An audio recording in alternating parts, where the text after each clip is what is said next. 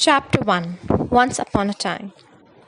Once upon a time, Mrs. Peters said to a sixth grade class, "These are the most magical words our world has ever known, and the gateway into the greatest stories ever told.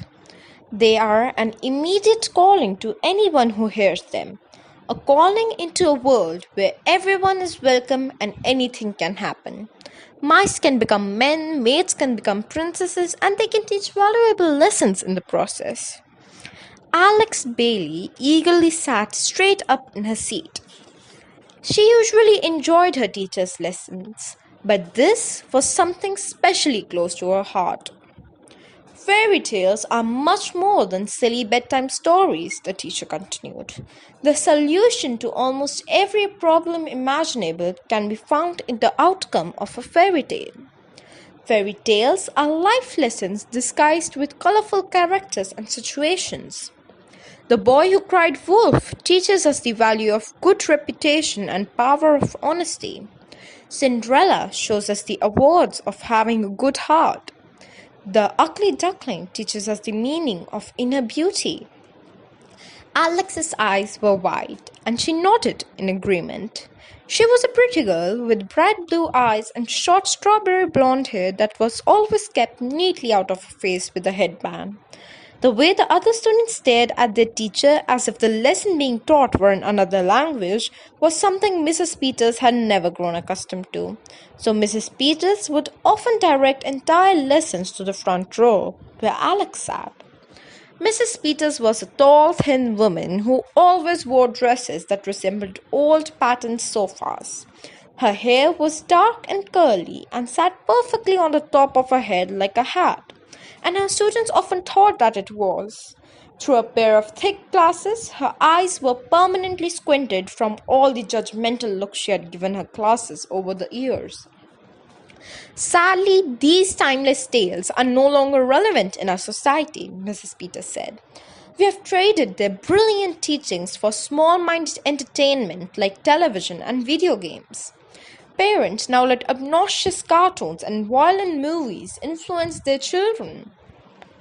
The only exposure to tales some children acquire are versions bastardized by film companies. Fairy tale adaptations are usually stripped of every moral and lesson the stories were originally intended to teach, and replaced with singing and dancing forest animals. I recently read that films are being created depicting Cinderella as a struggling hip hop singer and Sleeping Beauty as a warrior princess battling zombies." "Awesome," a student behind Alex whispered to himself. Alex shook her head. Hearing this made her soul hurt. She tried to share disapproval with her fellow classmates, but sadly, her concern was not reciprocated. "I wonder if the world would be a different place if everyone knew these tales in the way the Brothers Grimm and Hans Christian Andersen intended them to be known," Mrs. Peters said. "I wonder if people would learn from the Little Mermaid's heartbreak when she dies at the end of a real story. I wonder if there would be so many kidnappings if children were shown the true dangers the Little Red Riding Hood faced. I wonder if delinquents would be so inclined to misbehave if they knew about the consequences Goldilocks caused for herself with the three bears. There's so much to learn and prevent for our futures if we just open our eyes to the teachings of the past. Perhaps if we embraced fairy tales as much as we could, it would be much easier to find our own happily ever afters." If Alex had her way, Mrs. Peters would be rewarded with a thunderous applause after each lesson she gave. Unfortunately, all that followed her classes was a mutual sigh of relief among the students, thankful that they were over. "Let's see how well you know your fairy tales," the teacher said with a smile, and began pacing the room. In Rumpelstiltskin, what did the young maiden's father tell the king that his daughter would spin hay into? Does anyone know? Mrs. Peters scanned the classroom like a shark looking for a wounded fish. Only one student raised her hand. "Yes, Miss Bailey," Mrs. Peters called. "He claimed she could spin hay into gold," Alex said. "Very good, Miss Bailey," Mrs. Peters said. If she had a favorite student, not that she would ever admit to having one, Alex would have been it. Alex was always eager to please. She was the definition of a bookworm. It didn't matter what time of day it was, before school, during school, after school, before bed. She was always reading. She had a thirst for knowledge, and because of it, Alex was usually the first person to answer Mrs. Peters' questions. She tried her best to impress her classmates with every chance she got, putting extra effort into each book report and class presentation she was assigned.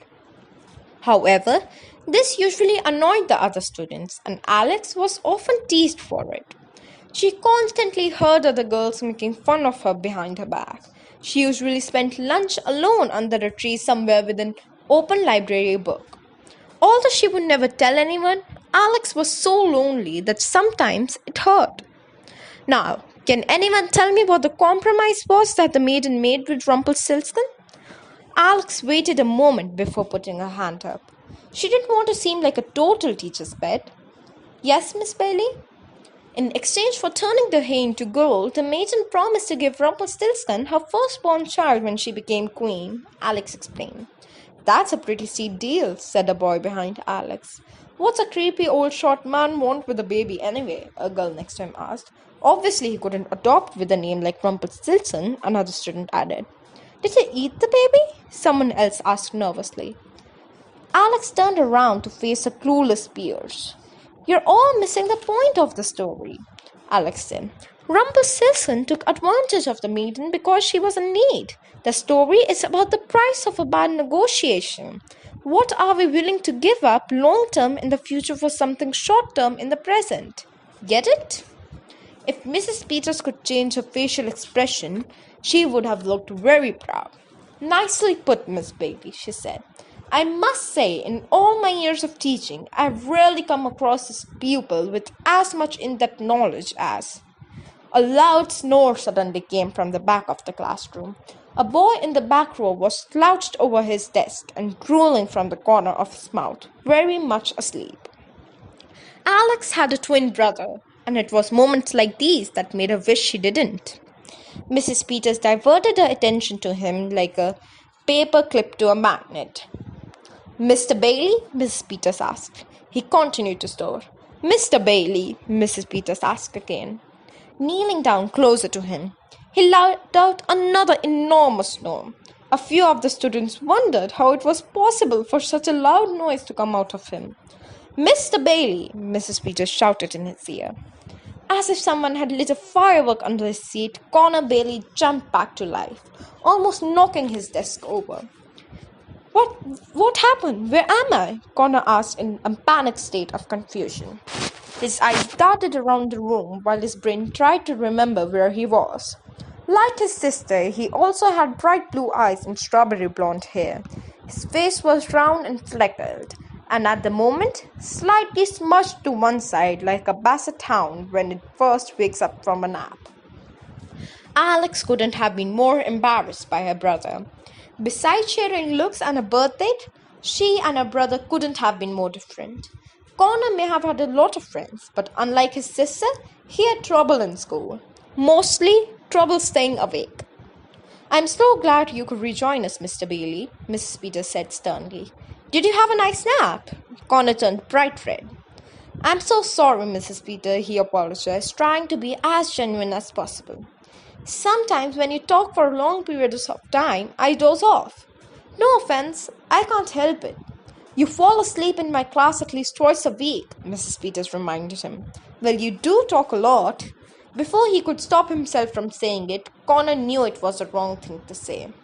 A few of the students had to bite their hands to stop from laughing. I recommend you stay awake while I teach, Mr. Bailey, Mrs. Peters threatened. Connor had never seen anyone squint their eyes so tight without shutting them before. Unless you know enough about fairy tales to teach these lessons yourself, she added. I probably do, Connor said. Once again, he spoke without thinking. I mean, I know a lot about this stuff, that's all. Oh, really? Mrs. Peters never backed down from a challenge, and every student's worst nightmare was that they'd be her challenger. All right, Mr. Bailey, if you're so knowledgeable, answer this question. Connor gulped. In the original tale of Sleeping Beauty, how many years does the princess sleep before she's awoken by true love's first kiss? Mrs. Peters asked, studying his face. all eyes were on him, impatiently waiting for the slightest indication that he didn't know the answer. But fortunately for Connor, he did.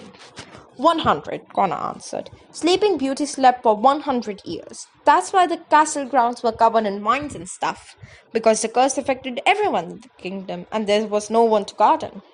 Mrs. Peters didn't know what to say or do. She frowned down at him, immensely surprised. This was the first time he had ever been correct when she had put him on the spot, and she certainly hadn't expected it.